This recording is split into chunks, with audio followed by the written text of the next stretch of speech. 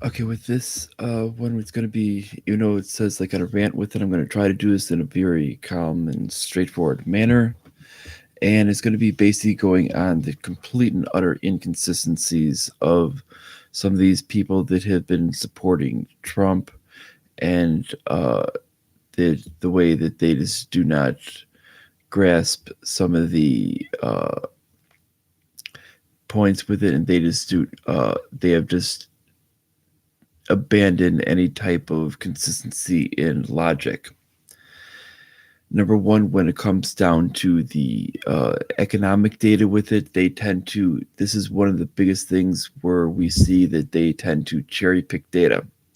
This is one of the major things with it. They'll tend to cherry pick data all across the board, even though all the data has basically been showing that the economy is in a major downside due to the economic decisions of the Trump administration.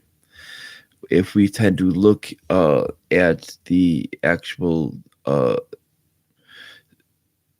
just in what they try to call the recovery number one, that what they've tried to recall the recovery of the Trump administration, this is merely just people returning to work after the lockdown, which number one was suggested by the Trump administration, and that Trump actually backed out of this. This is one of the major things with it. He suggested it and then wanted to put the blame on the governors when they did it, just so he didn't have to take any blame for it.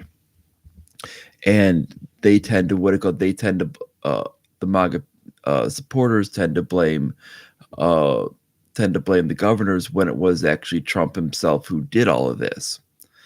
And we see that basically when it comes down to this recovery, it's basically just a returning of some of these people to work, as some of the jobs are coming back, not all.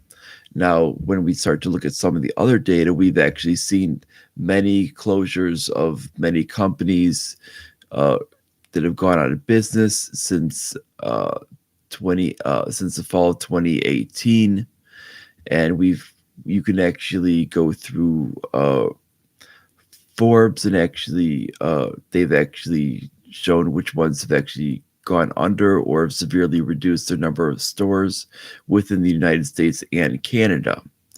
And this has actually shown to be a major factor of the economic state. In fact, the Federal Reserve actually stopped raising rates and actually lowered rates back down to zero in September of 2018. And if we actually had a stable economy, they would have been able to essentially kept lowering their balance sheet and started raising rates to a normal standard to essentially equal what would be the real inflation rate, not some imaginary inflation rate, but actually the real inflation rate. And the real inflation rate with what they've been printing is somewhere between 10 and 12%. So they should have an actual, uh, the Federal Reserve should be having an actual uh, interest rate between 10 and 12% right now. But we've seen that back in 20 September 2018, they lowered the interest rates back down to zero, and they've actually maintained there since then.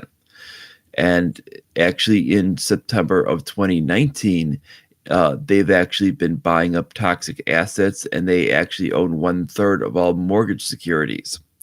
This means that basically that we do not have a stable economy whatsoever. Yet we're finding that the people that believe in this MAGA stuff, that they're actually supporting this idea that there is this massive economic boom that we're supposed to be in.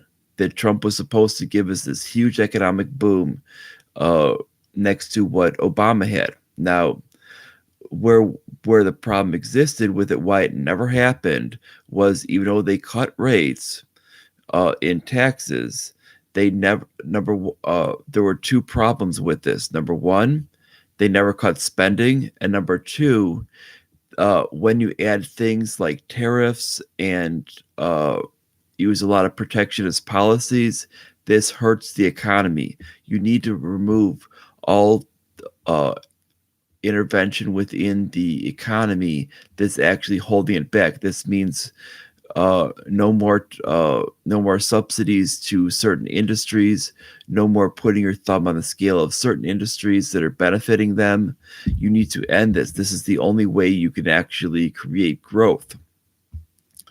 And this was never done. In fact, in many cases with it, this is actually made worse under the Trump administration, which is why we're seeing, in fact, where we were seeing people being able to buy things at greater amounts during the Obama administration when their incomes were going down. We're seeing in cases where incomes are going up and people can't afford things, because the fact is tariffs are raising prices, as well as we're seeing massive inflation in the stores, of real inflation, not what the government is using. Now, what the government uses for CPI for inflation is something far off what is actually in reality. Since basically since 1980, when we've actually mapped it, we've actually seen an actual separation between reality and actuality of inflation rates, and this is actually a major problem. We've Because they've been doing it for political reasons. Because if people saw inflation rates way off the charts, they would not be voting for the actual current party in office, which is why we're seeing that they're far lower. And when we start to see this is why when they say we need to target these certain rates, but there is no actual certain rates. These are garbage. They're not even using actual real numbers anymore. And the average consumer knows that inflation is bad, because it just means higher prices. And this is where we find that basically we're in the economy, we're finding it in such bad shape, because we're even finding where the lawsuits are happening from American companies because they cannot get affordable parts to actually make their vehicles, such as in car manufacturers. We're finding other ones that are actually saying they cannot get in products or component parts in, because of these tariffs, because essentially China is actually avoiding business with the United States, and this has caused massive problems. And when you've added in the problems with the shipping lanes that have actually been caused with the coronavirus, you're actually making problems far worse. And these tariffs are increasing problems that don't even need to exist. And we've seen these make our economy far worse than it really needs to be. And when we start to look at this, we can see that the economic data with it, they can cherry pick about things like the stock market. Now, the stock market is merely a product of inflation. When we match that directly up with the real inflation, we can see it's pretty much identical. And we can see that in fact with it is many times it's actually hit in massive losses, specifically since they've actually started to do some of this quantitative easing, that it's not being able to reinflate these bubbles. And this is since September 2019. This was basically to start reinflating some of these bubbles that were starting to pop back then.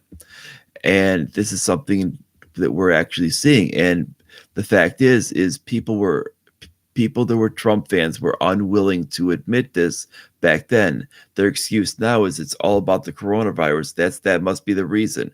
The coronavirus was merely basically a larger pinprick in this bubble that Trump took full credit for. The bubble was being built under Obama, but Trump merely inflated it even farther with it. Now we're dealing with, because he's added so much debt, we're dealing with a massive currency crisis, as well as a bond crisis that's both in private and public, or the private and public arena, which they're fully ignoring. Now we need to get to other areas which is when it comes down to the electoral data.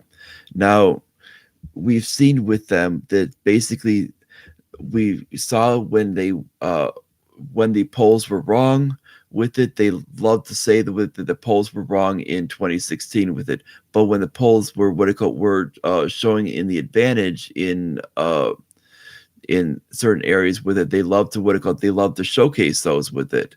Now they basically what they love to do is they love to cherry pick on the whole things with it on these polls with it. But the fact is with it in 2018 with it, they were actually off with it because mainly what was happening then again is mainly what people were doing is people were still looking at national polls. But when we looked at the actual state polls, it was showing the Democrats had a huge advantage, and that was because the economic bubble was starting to pop back then, and that was something that a lot of people were not looking at. They were still looking at national polls, which it looked like Trump was ahead. Well, in the national polls, that would have only reflected more on the idea of the Senate races. They would have given him in the midterms with it, not necessarily on the actual House races. The House races focus far more on individual areas.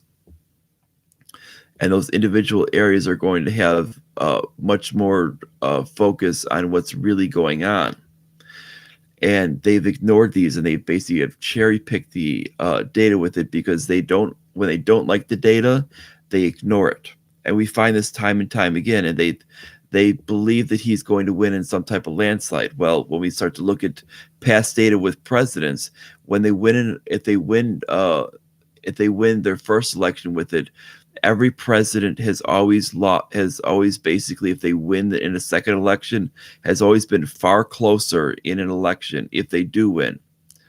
Um, and in this case with it, because he's been such a controversial president and he did not win by very much in the first election, we're talking in many cases we're talking that he is likely to lose in this next election, because when we look at the state by state data, where he had the huge advantage in the Midwest and down in Florida, he no longer has these advantages. These advantages have flipped to Biden. And because of this happening, this is now, when we look at the duopoly, these advantages now are now flipping to show that he is not having this huge advantage and that he theoretically is not going to win.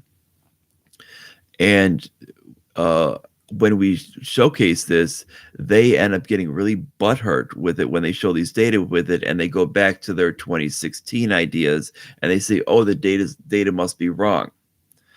And basically is whenever the data doesn't fit to what they want, they say the data must be wrong. Whenever it fits to what they want,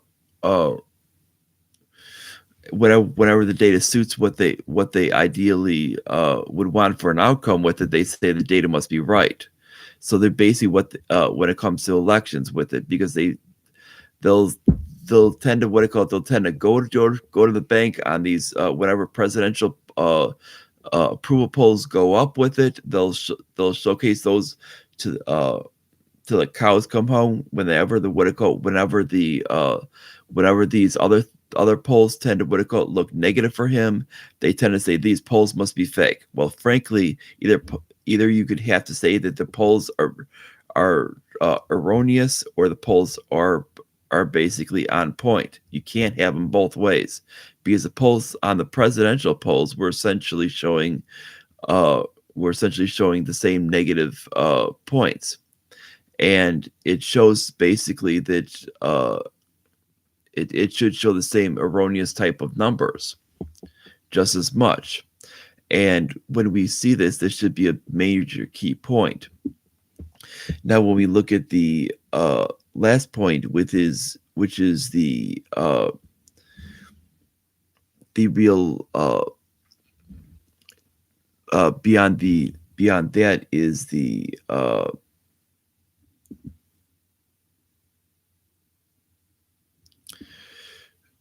which is the what do you call it, the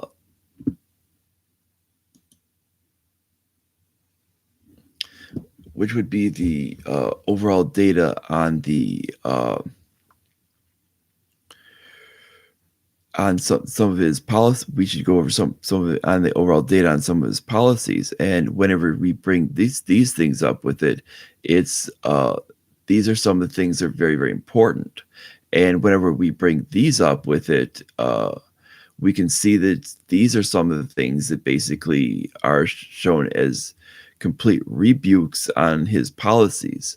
And we can see that these are some of the most important things, and that he's showing that he just doesn't equate out to where he can actually win an election.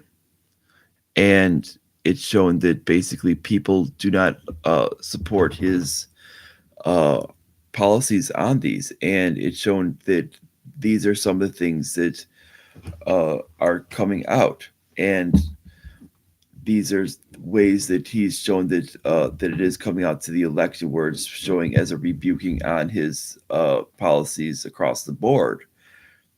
And when we get to the last thing, which is the we need to go over some of their things on what they on their inconsistencies on some of these people when it comes down to economics. Now, and some of their other policies with it. Now, they want to basically claim that they want to support the Constitution, but the fact is when we see this, we see that the fact is whenever Trump does something of acting in an imperial presidency, they turn a blind eye.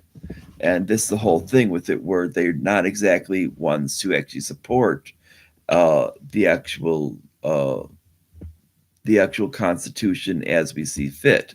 They don't believe in that.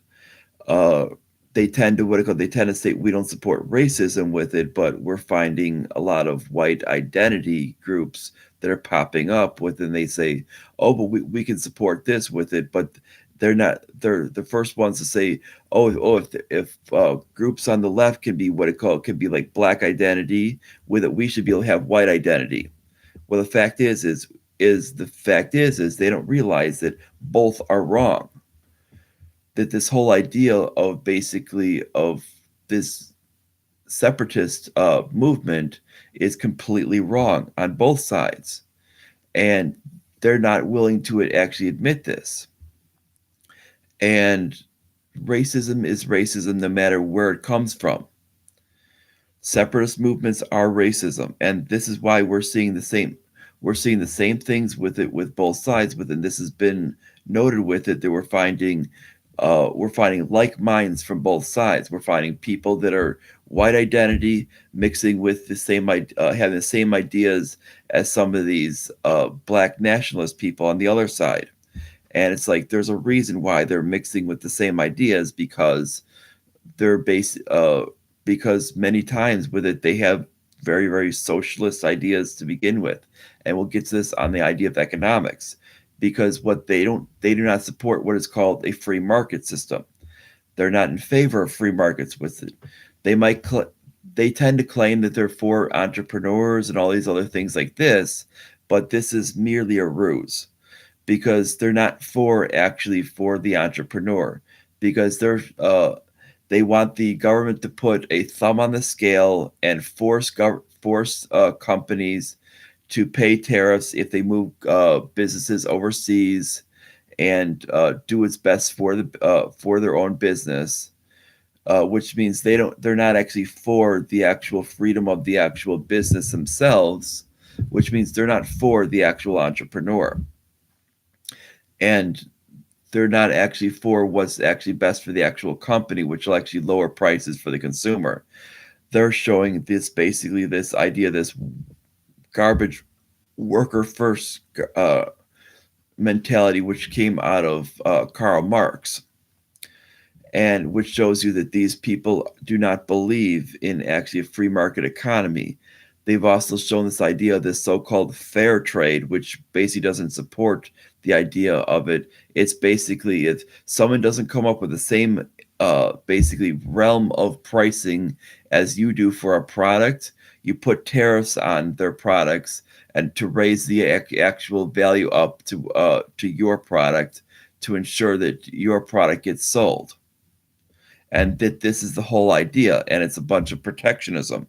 It has nothing to do with actually emboldening, basically emboldening and helping out the entrepreneur. It has everything to do with basically protectionism, and it has nothing to do with the entrepreneur. It's actually harming the entrepreneur, and to actually fix the problems with it, they never bring up the idea of the actual inflation and loss of purchase power that our dollar has ever gone through. This has never come into play, and they never bring this up. And anytime you bring up the idea of supply and demand, they go, "Oh, but that was in the past." This is always their argument, which is the same argument we found from Bernie Sanders supporters. This is the same exact argument, which is showing that they are socialist. I mean, you will find the same argument out of people like Richard Spencer. Richard Spencer has actually come out and say he is a socialist. And you're finding that the same thing is these same supporters are socialist. They can claim all they want about this, that they are capitalist, but they are socialist. Protectionism is a socialist policy. There's a reason why Bernie Sanders supports protectionism. That is a socialist policy. This is the same thing with the idea of what comes out of Cuba. There's a reason why Cuba tries to block everything from coming in. The reason why is because it causes competition. Competition lowers prices, and it raises the level, it raises standard of living of everyone. This is how things happen. In fact, during the post housing crisis, where we actually had pretty much a global collapse, the actual Philippines actually brought in a bunch of foreign companies, and they've actually been able to raise the standard of living for everyone because of this. Now, if they would have actually gone on protectionism, they would have actually lowered their standard of living like every other country that decided not to do this. And you can either go into the realm of like Cambodia, which has actually lowered their standard of living because they still have a socialist system, or you can actually go in the idea of like where we see Metro Manila that has actually exploded. You can actually see where the United Arab Emirates has exploded since this because they've actually brought in other companies. And frankly, with like the United Arab Emirates is another one that, and just like the Philippines, have actually brought in a bunch of foreign people with it to actually invest and actually live there, and they've actually found that it's actually exploded their economy. Now, what have we done with it under Trump is he's going, no, we need to block foreign people from coming here. The more you block people from coming here and the more you do this, the more you harm the economy. And this is what's happened. And we've even had people under this MAGA stuff say, oh, no, we don't need immigrants here. Well, frankly, we have two reasons why we do need immigrants here. Number one is our birth rate is so low, it's actually 0.4 below what would be the direct replacement to actually replace workers when they leave, uh, which means we're actually going to actually die out as a country. That's number one. And we actually need higher birth rates with it. We're not getting that. Immigrants would have higher birth rates, which would raise this up, and they're not just going to have their own little sects of communities where they're separate from people. They're going to mix with the actual communities that we currently have, and they're going to interbreed with the other citizens we have here. I know for your white identity people with it, they're not going to like that. Your little meat and potatoes people that love McDonald's and Wendy's, they're not going to like that at all. With it, that think their little low standard of living is the greatest thing in the world. McDonald's, Wendy's, and Budweiser beer. But for the rest of us that actually want to raise our level of living with it, we'll actually appreciate that. That's number one. Number two with it is because when what you need with it is you need far more workers to raise the level that we need actually for Social Security to actually save this. Number three is when it comes to Main Street entrepreneurs with it, Their majority of them are coming from other countries. When we look at our actual entrepreneurs city by city, there's a 3-to-1 ratio of foreign workers to actual citizen of immigrants to citizens for actual entrepreneurs. This means, and you cannot force people to actually become entrepreneurs to offset this. It's not going to happen. So either we actually bring them in with it, or B, we die as a country. And this is why we've actually seen the actual country slip behind under Trump. Even though we're actually seeing wages go up with it, we've seen the inflation of product prices go up well beyond even what Obama could actually do under his Federal Reserve policies. Because we're seeing the same policies going under Trump, and we're seeing even more spending, frankly, of the within debt. So we're seeing far more debt under Trump as well, and we're seeing people say, but we need." They're giving this garbage of, we need more military spending, because they use the myth of that Obama cut the military. Frankly, Obama never cut the military. If we look under Bush, Obama actually added well more than 50% spending above Bush's highest levels. And this shows you that Obama was actually exploding military spending. What the problem is that our mission is well too large. But the fact is, we have MAGA people who don't actually look at the data. And this is their actual problem. They don't look at the data, and they just, all they do is they'll basically buy 100% into the whole deep state's propaganda. They think the deep state only comes from the left, and they don't realize the deep state comes from the right as well. There's the deep state is fully surrounded the whole beltway, and this is the whole problem. And they buy into the whole thing, hook, line, and sinker. They refuse to look at any data, and they just buy into all of this propaganda.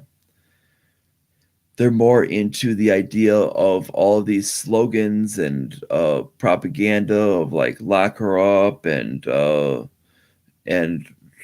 all these different things of make America great again, lock her up, and all these other things with it.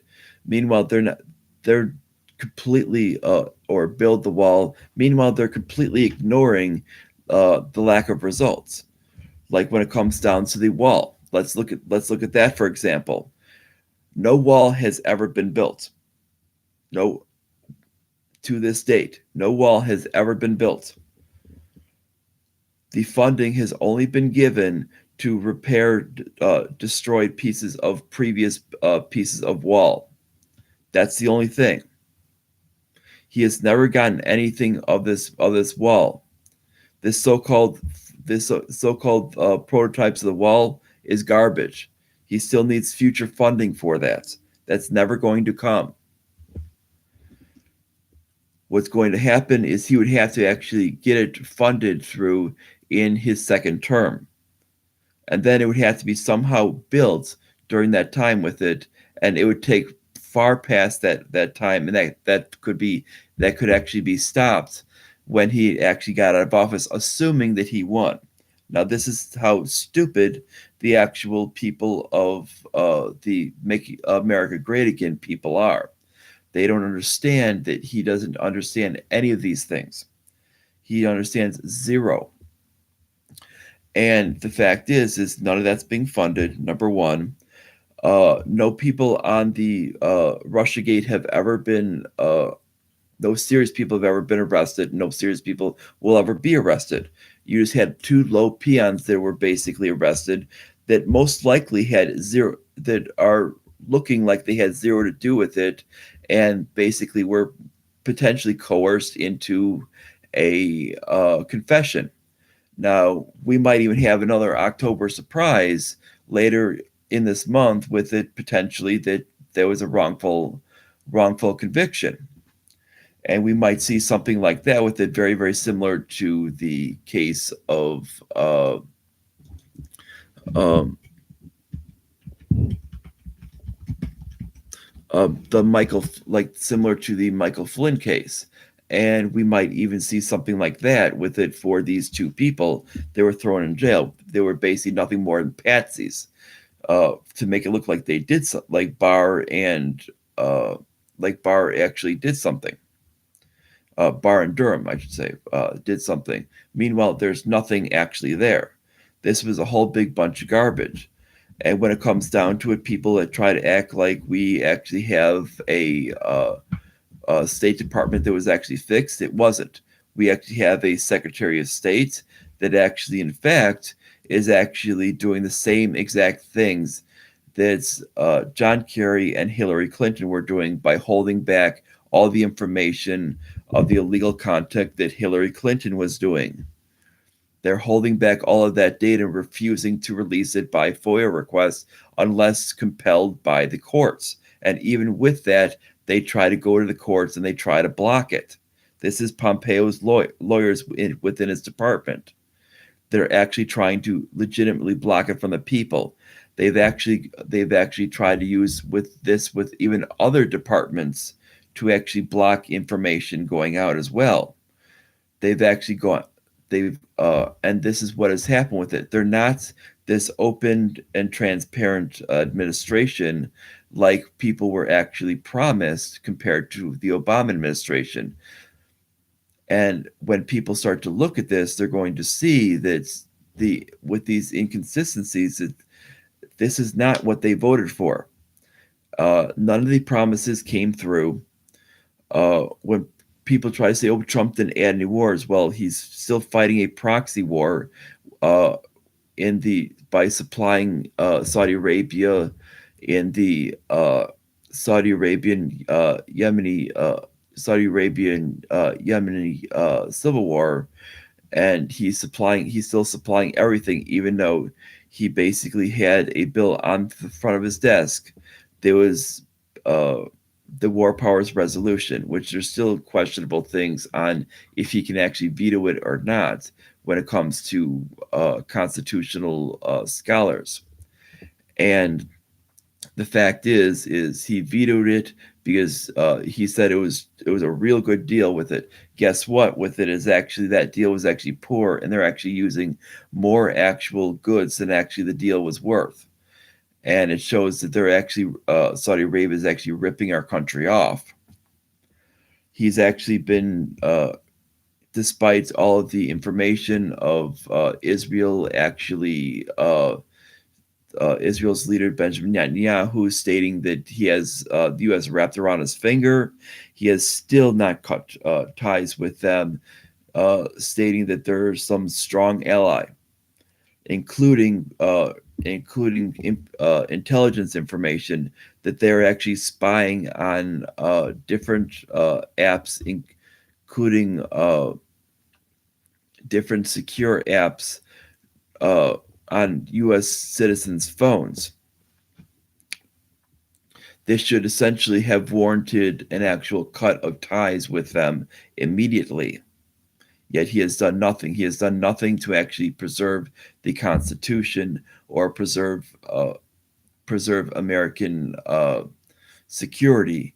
Yet he's actually gone after a Chinese company that merely just supplies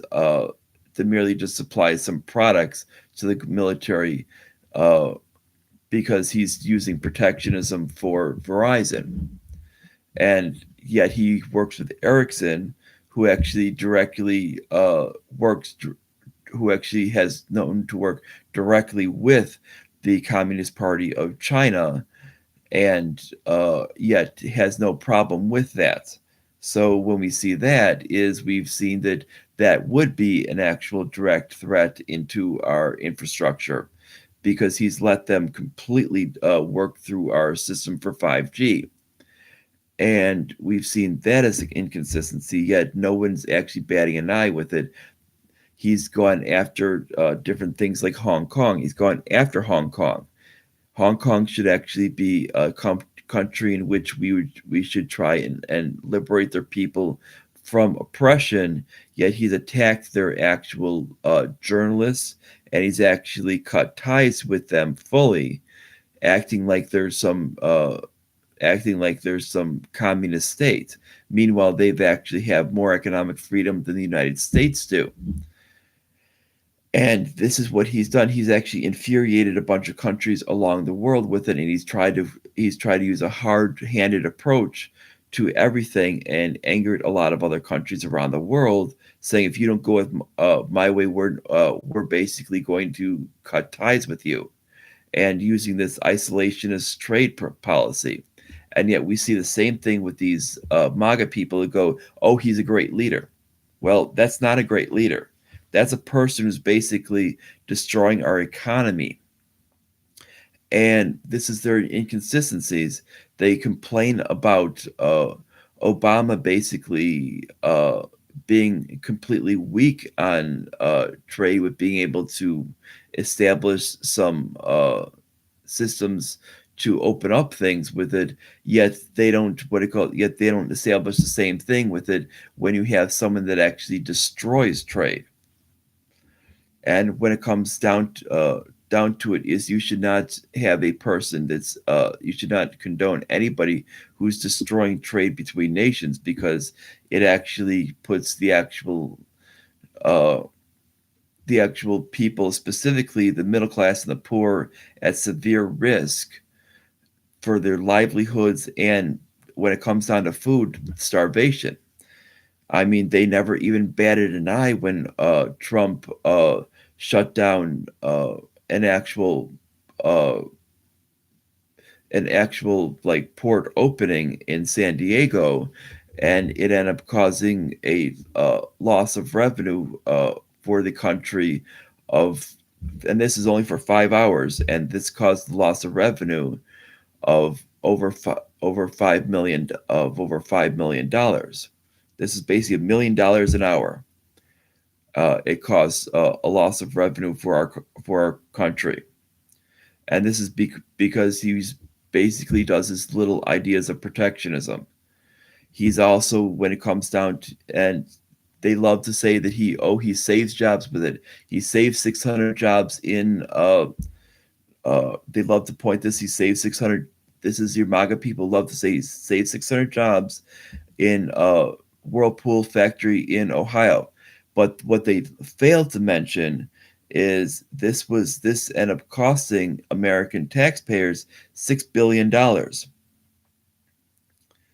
We're talking, when we actually do the money on that, is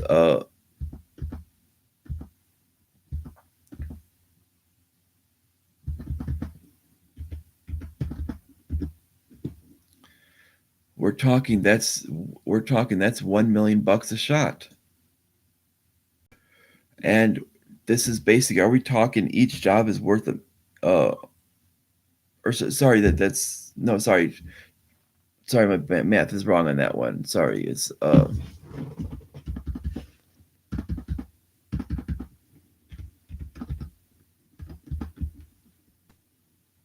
sorry, $10 million, $10 million a job.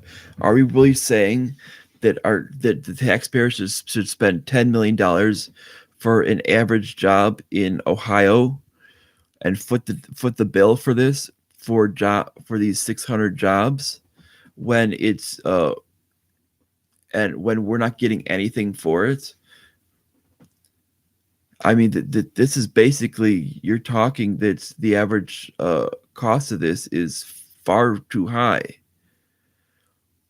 And this is basically what was actually occurring with it. And he's also kept on the idea of these subsidies to U.S. sugar companies, and saying, oh, but other nations subsidize their sugar. Well, if they're going to sell their sugar cheaper to us with it, it means we can actually change our resources to where we can actually make things cheaper, and we can actually put better use of our money. And what we can do with it is, and these subsidies that we're actually using on these things, there's actually raised the cost of sugar in our country, has actually caused many candy manufacturers to actually have to leave the country. Many bakers actually bakers and bakeries to go out of business. uh, and many other businesses that depend on this to actually lose jobs with it. The actual cost of jobs with this is it almost can't even be known with it. Just even in the candy industry, we're talking well over 100,000 jobs alone. That's just in candy alone.